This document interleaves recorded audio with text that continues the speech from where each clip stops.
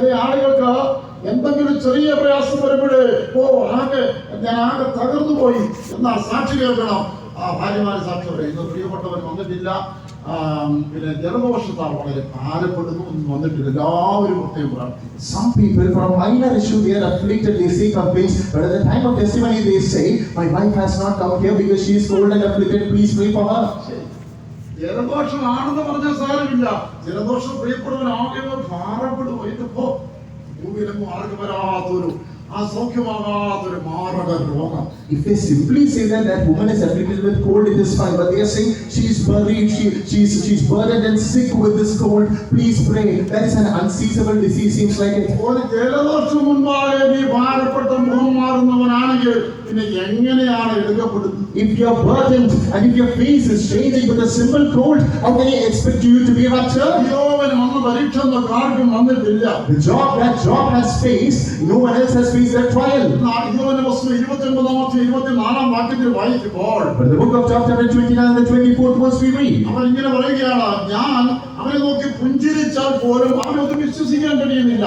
He says that even if I look at him and pass a grin, he is not prepared to believe it. അഥവാ അവൻ നോക്കിയാണ്, ഈ മനുഷ്യൻ ചിരിക്കുക തന്നെയാണോ? 10 മക്കളും മരിച്ചുപോയ ഈ മനുഷ്യൻ, സമ്പത്തെല്ലാം പോയതായി മനുഷ്യൻ, ഇത്ര രോഗിയായിട്ടുള്ള മനുഷ്യൻ ചിരിക്കുക തന്നെയാണോ, നമ്മളെ കളിയാക്കുകയാണോ? അവർക്ക് ഒരു വിശുദ്ധൻ തന്റെ കഷ്ടത്തിന്റെ ഭാരവത്തിലും മുഖത്തിന് പ്രസാദം ഇടാതിരിക്കുന്നത് വിശ്വസിക്കാൻ കഴിയുന്നു. They are thinking, is this person really laughing even after losing all the kids, even after losing all the wealth, and even after getting sick in his body? Is this person really laughing or making fun of us? A saint of God will never be perplexed in the midst of any adverse situation. എന്റെ മുഖപ്രസാദം അവർ മങ്ങിക്കുകയില്ല.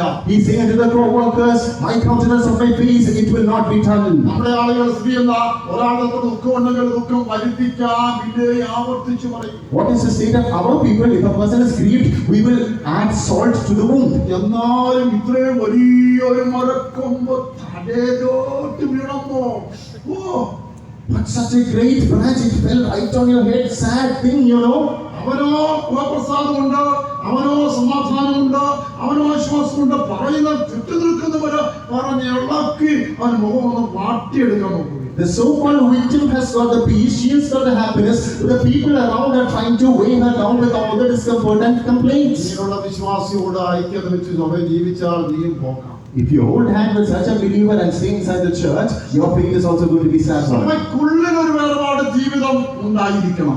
Even inside the church, a life of separation is necessary. നിന്റെ വിശ്വാസത്തിനൊത്തുള്ള വിശ്വാസമുള്ള വ്യക്തി, നിന്റെ പ്രത്യാശയുള്ള വ്യക്തി, നിന്റെ വളർച്ചയുള്ള വ്യക്തിയുമായി നീ സഹവസിച്ചില്ലെങ്കിൽ അല്ലാത്ത നിന്നെ പിടിച്ച് താഴോട്ടാക്കി കളയും. If you do not spend the time with the people who are equal to your faith, equal to your hope, equal to your happiness, the rest of the people are going to pull you down. High school പഠിക്കുന്ന മുന്നേ വലിച്ചിറക്കി നിർബന്ധിച്ച് അടച്ചു കൊണ്ടുപോയി അവരോടുകൂടെ അത് LKG കൊണ്ടുപോയി ഇരുത്തും.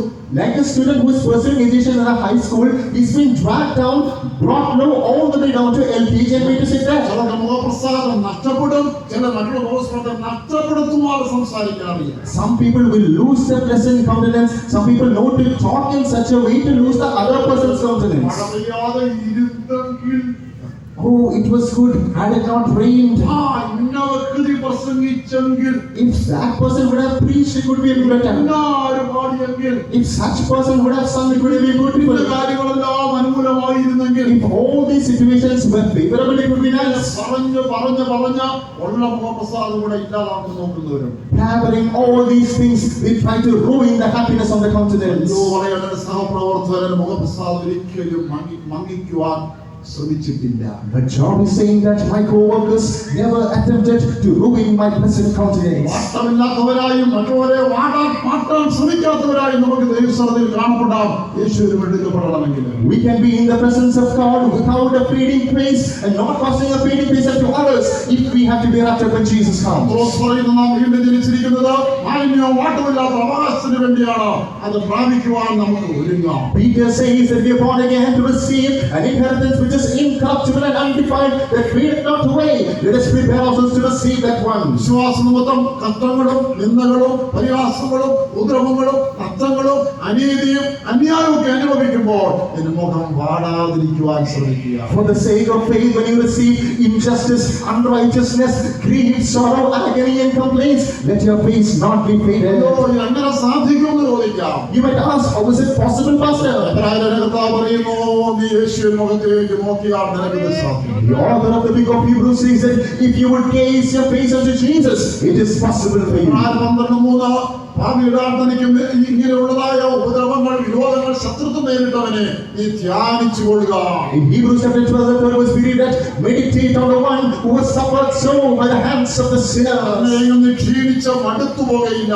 If so, you will not be weary, you will not be fed up. അല്ലെങ്കിൽ നീ ഒരു ചെറിയ നിന്ന കേട്ടാൽ വാട്ടിപ്പോകും. If not with a minor reproach, you will be faded. ക്രിസ്തുവിന്റെ മണവാട്ടിയായി തീരണമെങ്കിൽ അവൻ ഈ പാതയിൽ കൂടെ പോയപ്പോഴൊക്കെയും മുഖം പ്രകാശിച്ചുകൊണ്ടിരുന്നത് പോലെ നമ്മുടെ മുഖം പ്രകാശിക്കുന്നതായിരിക്കും. If you want to be Christ, like Christ, just like his face was illuminating all over these negative passages, even your face and your countenance must be bright. വാസ്തവമില്ലാത്ത വിശുദ്ധന്മാരുടെ ഗണത്തിൽ തന്നെ മണവാട്ടിയായി ചേർക്കുവാൻ യേശു വരാൻ പോകുകയാണ്. Jesus Christ is going to come together, the spotless group of saints.